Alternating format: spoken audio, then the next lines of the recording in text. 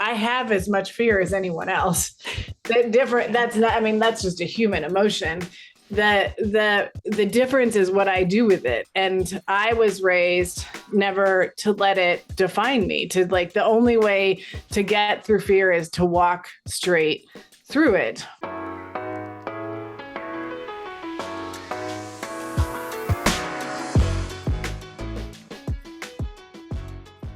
You already had a very successful career, right? You rose through the ranks in corporate, helping to define strategy and I believe workforce development and kind of building out large organizations.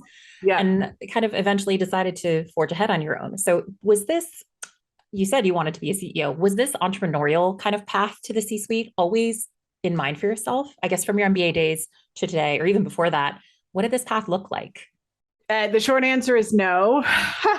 I wanted to be a CEO. There were there were three ways that would happen. Either I would continue in the big company realm, right, and move more into roles that would set me up to be a CEO, or I would go into a mid-market company as like a COO and move into the CEO role eventually, or found my own company. You know, my father was an entrepreneur and a fairly successful one.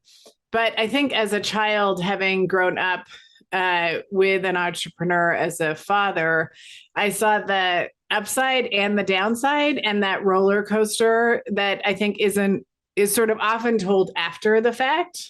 So you can think about like Airbnb, and they talk about their Visa round and some of those stories. And I just thought, I never want to do that. That sounds like a terrible way to make money. Why I ultimately started my own company is I felt that at the time, I was in my early 40s and felt like this was the time for me to at least try that. And that if it didn't work, I at least had enough time to go back to the corporate world and make that up.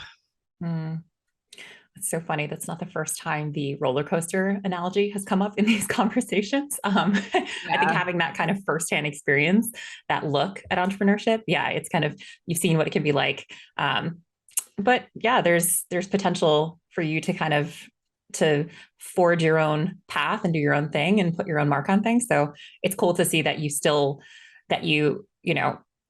already had so much success in your career and you still said, hey, there's something more that I can create here. There's more impact that I can have, which is great to hear.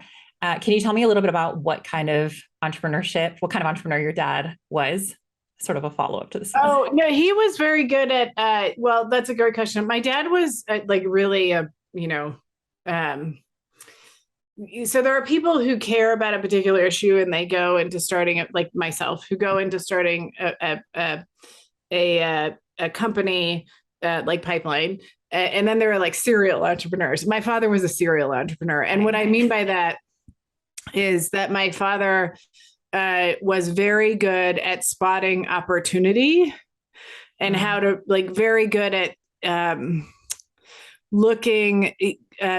looking like he was very visionary. So he was and I'll give you some examples, but very good at seeing opportunity that other folks didn't see coming, and then ability to build a business around that and then sell it. So a lot of my father's businesses were acquired. So for instance, he started a winery. I grew up in Napa Valley, which and wineries take a long time to make money, but it was right at the time when Robert Mondavi had started his winery. And it was really when Napa Valley, obviously that's where I grew up, was really being put on the map for wine. So my father, they were friends with the Mondavis, that ability to sort of see that. Or he built a hotel in San Francisco. He built the first hotel in Napa Valley. He after the fall of the Iron Curtain, he worked to bring modern telecommunications to Hungary, which was where he was born and raised. And so my dad was very good at visionary entrepreneurship and the ability to create a model around that and then get it up and running and then sell it.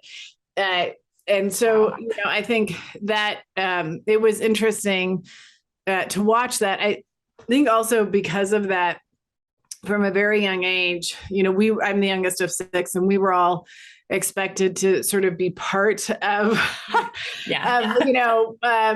whining and not drinking, but whining, just sort of like the social events of, like I remember from a really young age, like I met Mayor Feinstein when I was 5 years old. One of my father's lead investors who was often the first investor in all of his businesses. He had a huge impact on my life. And so I think that, certainly impacted me as well.